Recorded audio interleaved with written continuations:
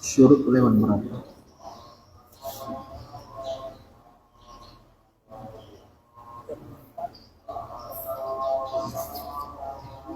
Lima tujuh jadi lima dua lima tiga tujuh.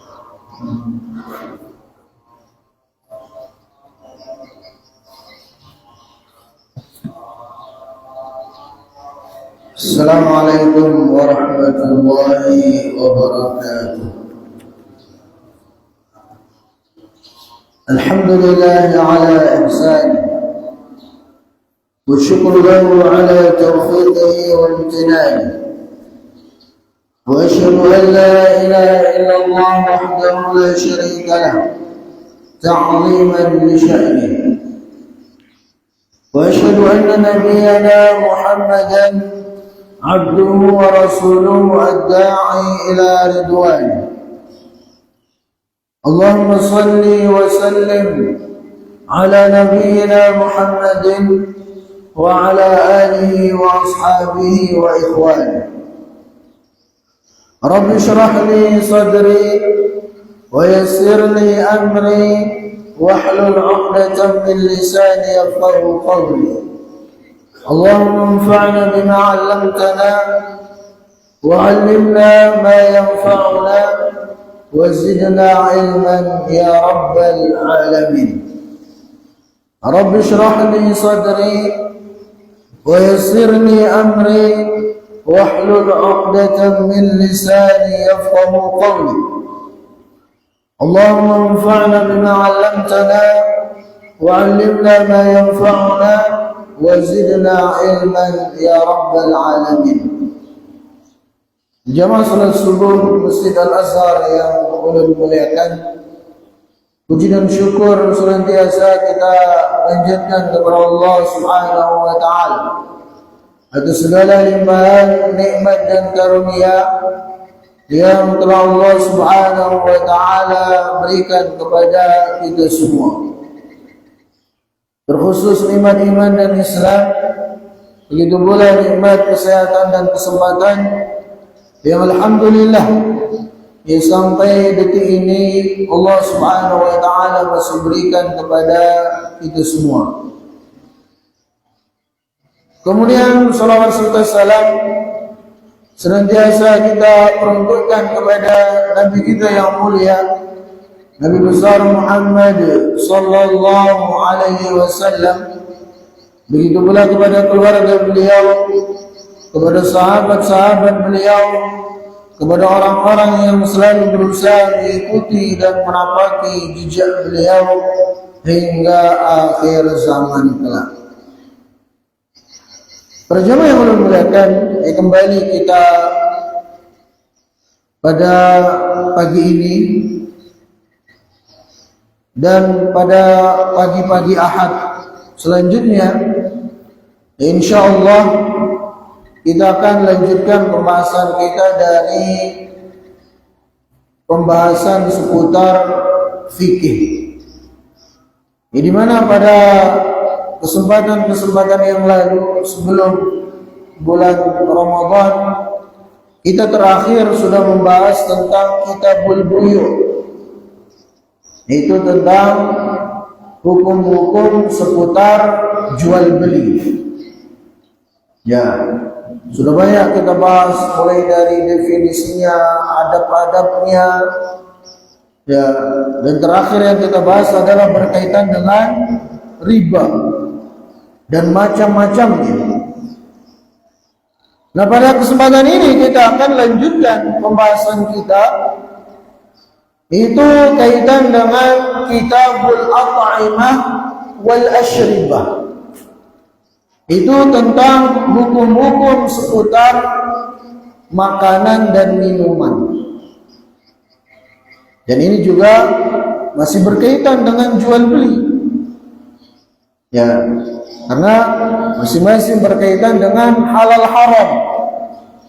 Ya, dalam jual beli, ya, di sana seseorang bisa terjerumus pada memakan harta haram, sehingga perlu bagi seseorang untuk memahami fikih jual beli supaya transaksinya itu halal, tidak terjerumus pada transaksi-transaksi yang haram, sehingga dia dengan demikian akan memakan harta haram.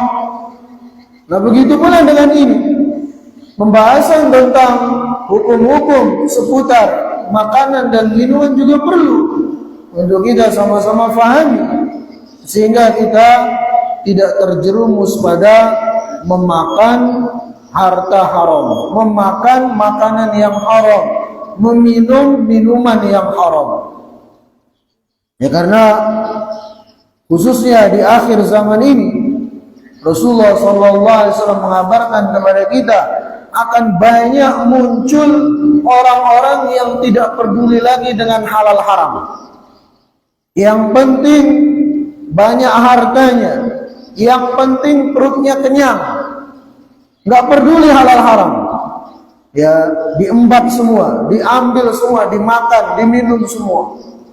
Ya, Rasulullah SAW bersabda dalam sebuah hadis yang diriwayatkan oleh Imam Bukhari, la ya'ti 'alan nasi zamanun la yubali al-mar'u min aina akhadha al-mal am min halalin am min haram.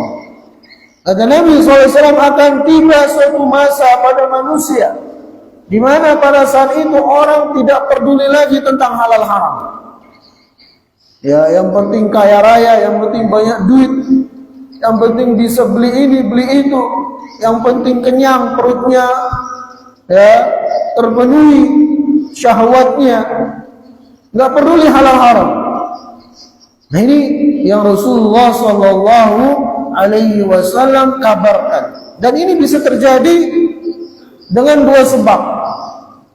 Pertama, ya, karena orang itu sudah menjadi hamba dunia, sehingga dia nggak peduli lagi halal haram.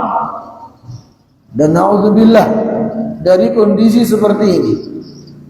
Ya, orang seperti inilah yang menjadi hamba-hamba dunia. Itu didoakan kebinasaan oleh Rasulullah sallallahu alaihi wasallam. Kata Nabi sallallahu alaihi wasallam dalam hadis yang diriwayatkan oleh Imam Bukhari, ta'isa 'abdud dinar, ta'isa 'abdud dirham, ta'isa 'abdul khamisah, in u'tiya radiya wa in lam yu'ta sakhita.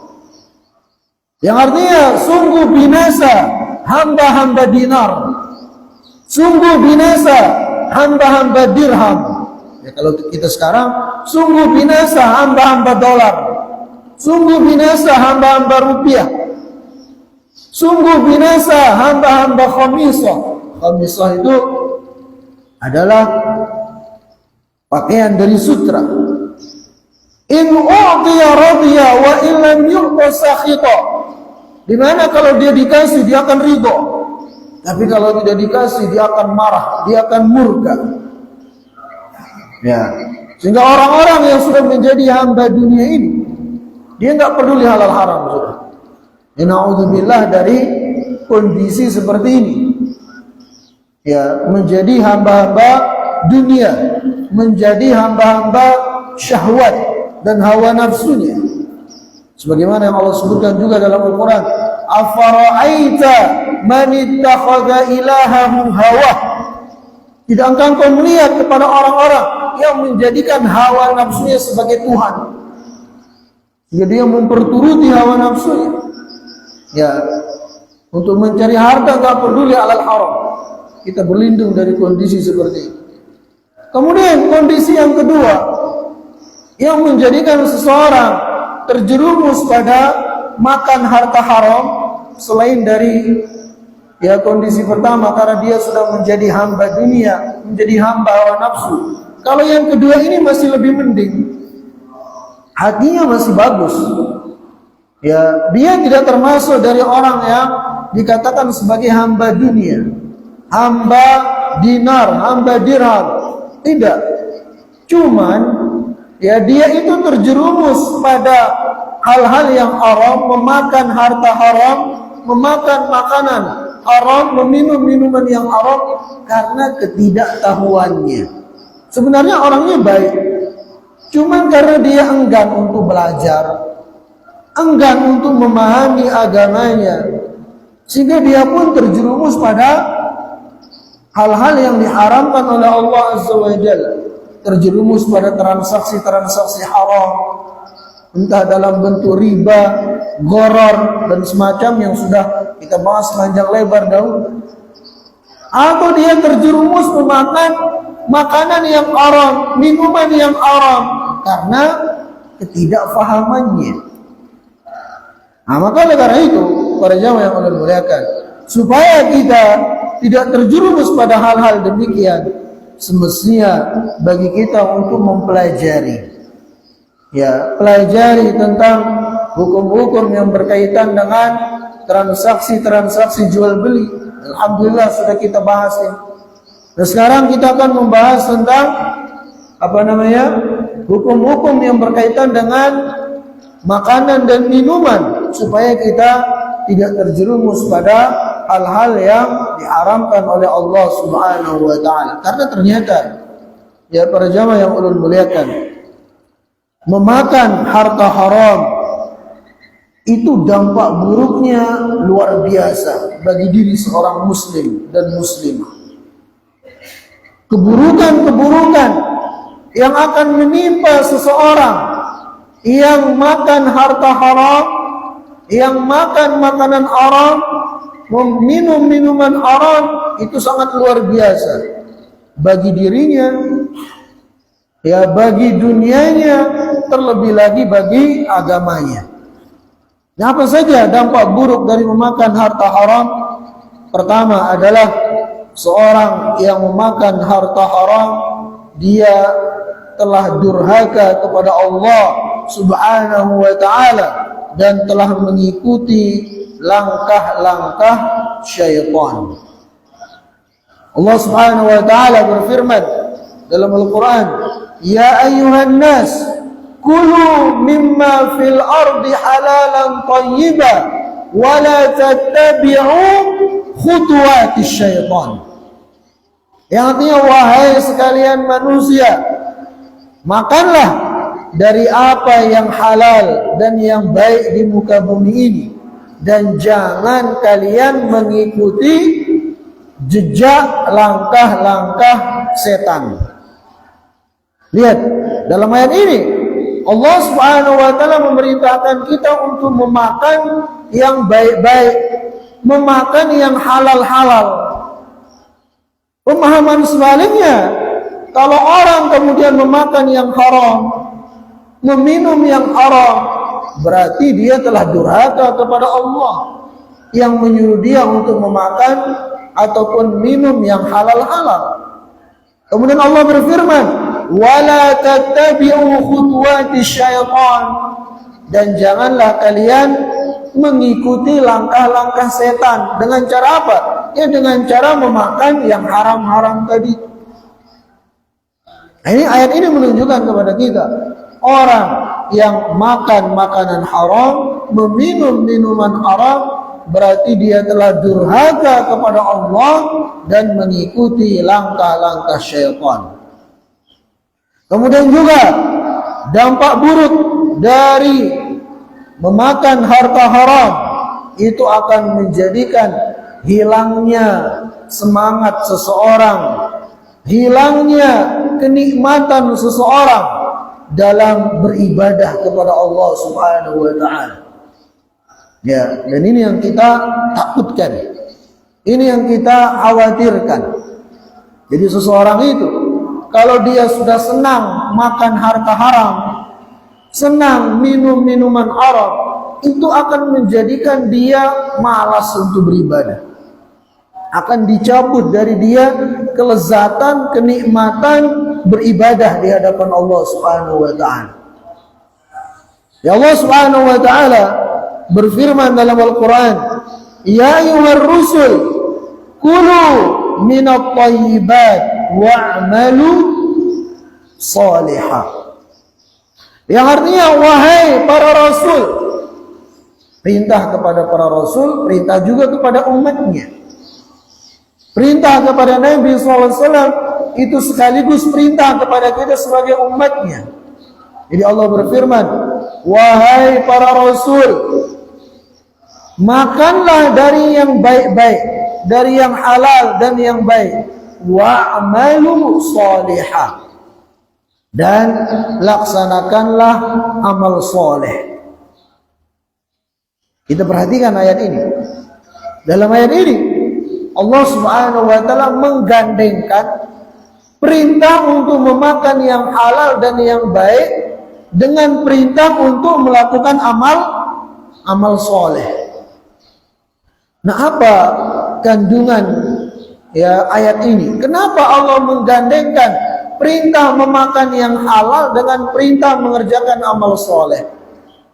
Kata para ulama, kandungannya adalah rahasia digandengkannya dua perintah ini. Karena orang kalau dia memakan yang baik-baik, memakan yang halal dan yang baik, itu akan menjadikan dia semangat untuk melaksanakan amal soleh. Makanya Allah gandengkan perintah makan yang halal dengan perintah untuk melakukan amal soleh.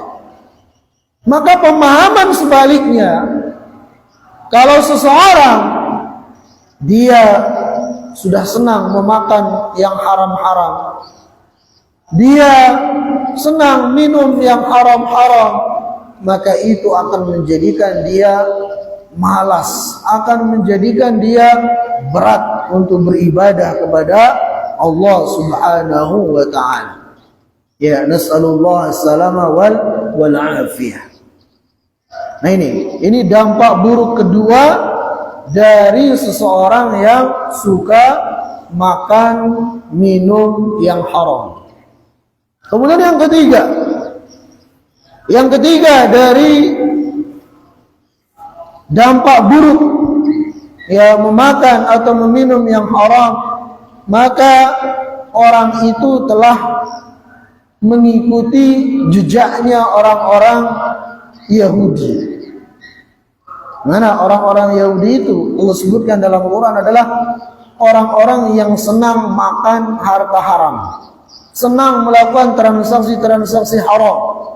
Allah berfirman dalam Al-Quran surah Al-Maidah ayat 62, "Tara katsiran minhum yusari'una fil itsmi wal 'udwan wa aklihimus suht labi'sa ma kanu ya'malun." Yang artinya, dan engkau menyaksikan orang-orang Yahudi itu, engkau saksikan orang-orang Yahudi itu, mereka banyak melakukan dosa, mereka banyak menimbulkan permusuhan-permusuhan, dan mereka adalah orang-orang yang banyak, orang-orang yang senang makan harta haram. Labi'sa ma kanu ya'malun, dan sungguh begitu buruk apa yang mereka lakukan. Nah, ini orang-orang Yahudi, laknatullahi alaihim, lagi mereka yang banyak membunuh, banyak menewaskan saudara-saudara kita di Palestina sana. Mereka adalah orang-orang yang dilaknat oleh Allah Subhanahu wa taala dalam Al-Qur'anul Karim, dan disifati dengan 3 sifat ini. Orang-orang yang suka melakukan dosa, orang-orang yang suka membuat permusuhan, dan sampai sekarang.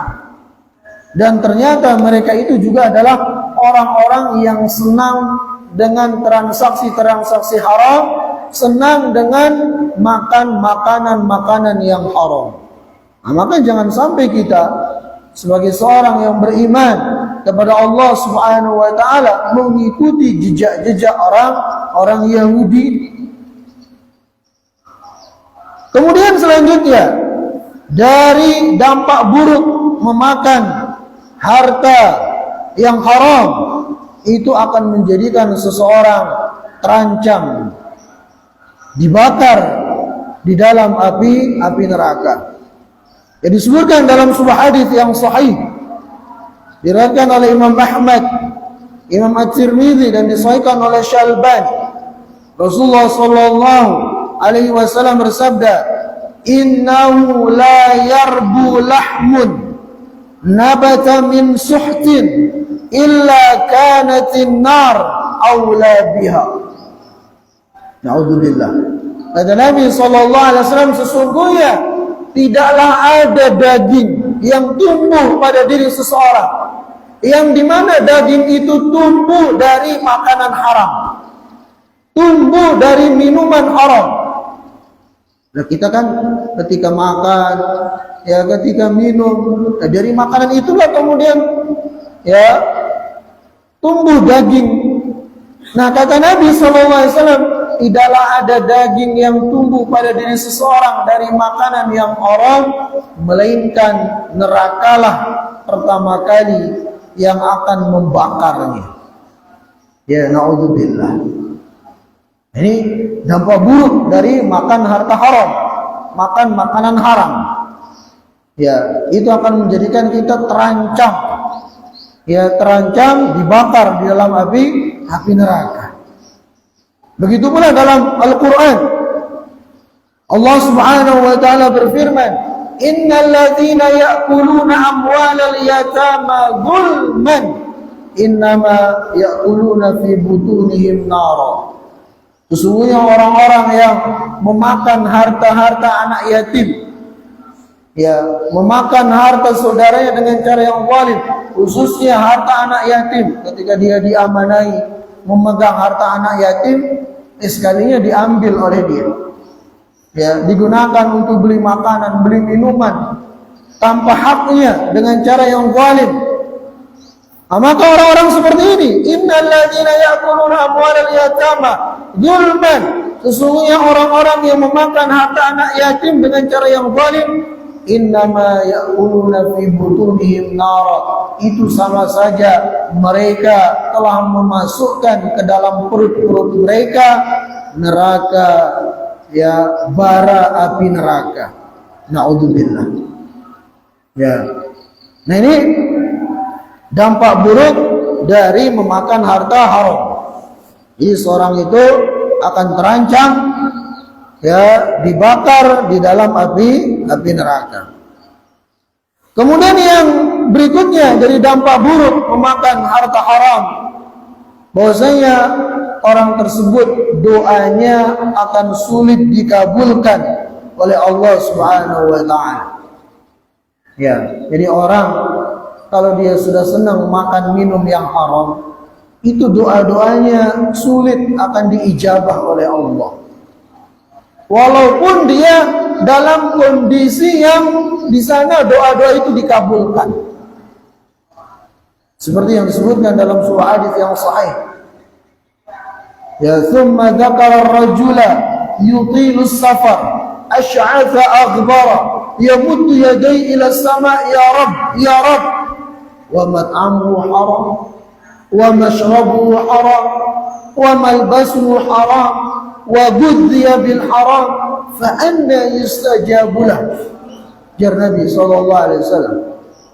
Ya, artinya kemudian Nabi SAW menyebutkan tentang seseorang yang sedang dalam kondisi safar, rambutnya kusam, rambutnya kusut, pakaiannya berdebu, karena safar zaman dahulu tengah padang pasir. Kemudian dia mengadakan tangannya ke langit, mengatakan ya Rabb, wahai Tuhanku. Ini kondisi-kondisi yang sebenarnya orang ini mustajab doanya. Orang kalau dalam kondisi safar itu mustajab gak doanya? Mustajab. Ya, makanya disebutkan dalam hadits yang sahih, ya, ada 3 orang yang doanya tidak akan ditolak oleh Allah Azza wa Jalla. Salah satunya adalah doanya orang musafir. Makanya para sahabat dahulu kalau ada sahabat yang lainnya sedang atau akan berangkat safar, mereka nitip doa agar didoakan. Jadi doanya orang yang sedang safar mustajab. Sudah itu kondisinya memprihatinkan, rambutnya kusut, bajunya berdebu. Kemudian dia angkat tangannya ke langit. Ya, dan kata Nabi SAW, sesungguhnya Allah Subhanahu wa ta'ala tatkala melihat hambanya menegadahkan tangannya ke langit, maka Allah Subhanahu wa ta'ala ya enggan untuk menolak doanya itu. Jadi orang ini harusnya doanya mustajab. Tapi apa kata Nabi SAW? Wa mat'amuhu haram. Sedangkan orang ini makanannya haram. Wa mashrabuhu haram. Orang yang berdoa ini minumannya haram. Wa malbasuhu haram. Orang yang sedang berdoa, yang sedang safar ini, pakaiannya dia dapat dari cara yang haram. Wa ghudhiya bil haram, dan dia kenyang, dia dinutrisi dengan hal-hal yang haram. Fa anna yustajabu lah. Maka bagaimana mungkin Allah akan bisa mengijabah doa-doanya? Nah, ini hadis ini ya para jamaah yang Allah muliakan menunjukkan kepada kita apa? Bahwasanya makanan haram, minuman haram, bahkan berpakaian dengan pakaian yang haram itu akan menjadi penghalang dikabulkannya, diijabahnya doa-doa kita. Jadi dampak buruk makan haram itu luar biasa sekali. Ya, salah satunya ini akan bisa menghalangi doa-doa kita. Kemudian juga dampak buruk yang lainnya dari makan haram, itu akan menjadikan ibadah-ibadah orang tersebut dikhawatirkan tidak diterima oleh Allah Subhanahu wa ta'ala. Na'udzubillah. Sebagaimana diucapkan oleh sahabat Ibnu Abbas, beliau mengatakan, la yaqbalullahu salatan mri'in fi jawfihi haram. Yang artinya tidak akan diterima sholat seorang hamba yang di perutnya itu ada barang haram, yang di perutnya itu ada makanan haram, ada minuman haram. Itu bisa menjadikan ibadah kita tidak diterima. Ya begitu pula dalam hadis yang lainnya atau dalam ucapan yang lainnya, tatkala ya disebutkan tentang seseorang yang dia berhaji tapi hajinya dengan harta haram. Ya, ketika sudah sampai Mekah sana, dia mengatakan apa? Dia katakan labbaik Allahumma labbaik. Apa dikatakan kepada orang ini yang dia berhaji dengan harta haram? Dikatakan kepada dia, la labbaika wala sa'daika. Tidak ada kata labbaik dan sa'daik bagimu, karena engkau berhajinya dengan harta haram. Ya zaduka haram wa nafaqatuka haram. Jadi tidak ada kata labbaik dan sa'daik bagimu, karena sungguh bekalmu itu haram, ongkosmu kamu dapat dari harta yang haram. Wa hajjuka ghairu mabrur, dan hajimu tidak mabrur, tidak diterima. Naudzubillah. Ini dampak buruk dari apa? Dampak buruk dari harta haram. Dampak buruk dari memakan yang haram akan menjadikan ibadah-ibadah kita itu tidak diterima oleh Allah Subhanahu wa ta'ala. Ya, nasallallahu salama wal afiyah. Kemudian juga dampak buruk yang ketujuh dari memakan yang haram, bahwasanya itu akan menjadikan azab Allah Subhanahu wa ta'ala turun ya kepada satu kaum, yang dimana kalau ada satu kampung di sana mereka sudah terbiasa dengan transaksi-transaksi haram, mereka sudah biasa memakan makanan yang haram, maka itu akan mengundang turunnya azab Allah kepada mereka. Rasulullah SAW bersabda dalam sebuah hadis yang sahih, "Idza dhahara az-zina war-riba fi qaumin faqad ahallu bi anfusihim iqab Allah."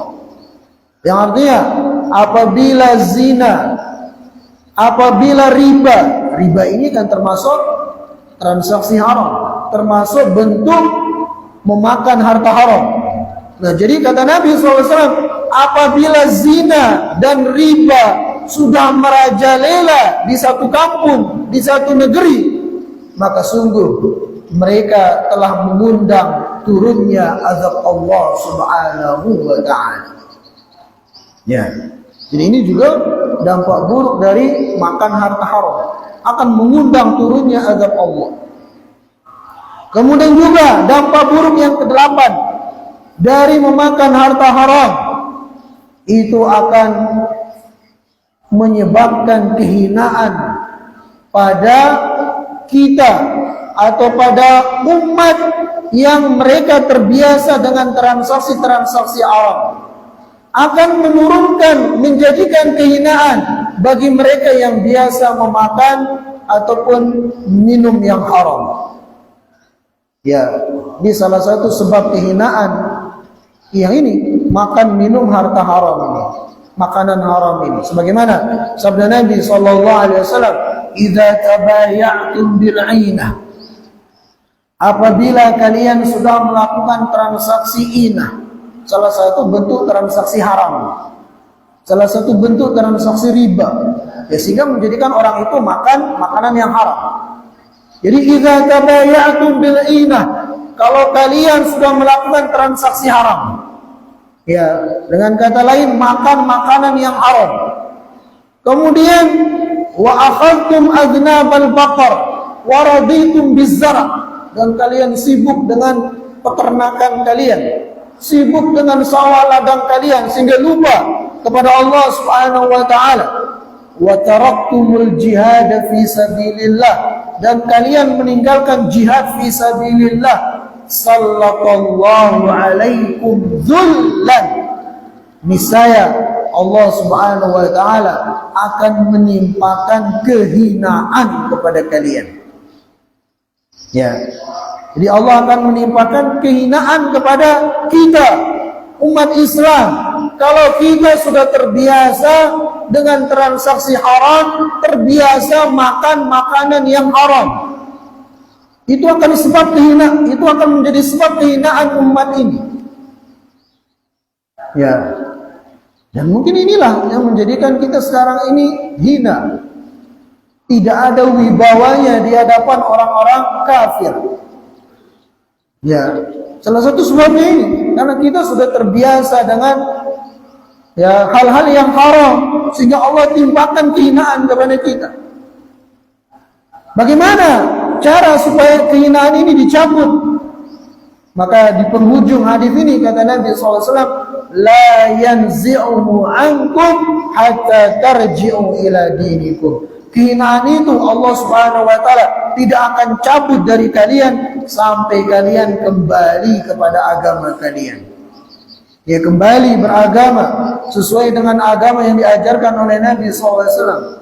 Kembali menghindari segala bentuk dosa-dosa dan maksiat, segala bentuk transaksi-transaksi yang haram, meninggalkan makanan-makanan, minuman-minuman yang haram, maka di sanalah kehinaan itu akan dicabut oleh Allah Subhanahu wa ta'ala dan akan digantikan dengan kemuliaan.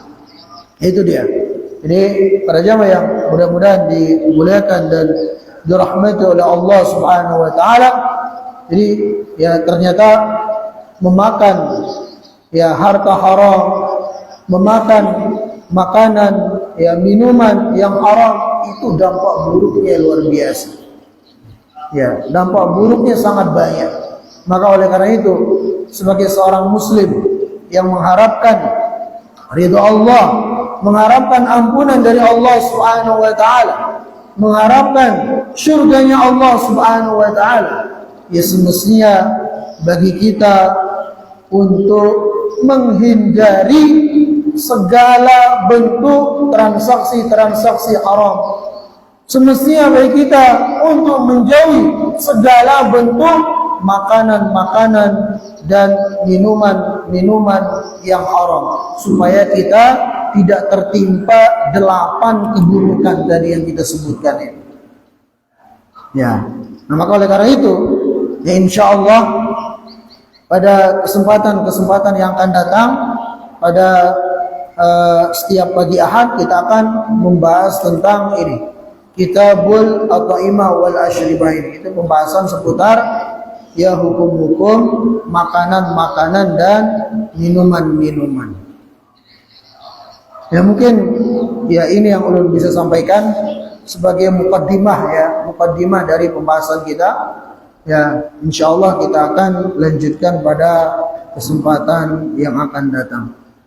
Naktafi bihadzal qadar, subhanakallahumma wa bihamdika asyhadu an la ilaha illa anta astaghfiruka wa atubu ilaika. Assalamualaikum warahmatullahi wabarakatuh.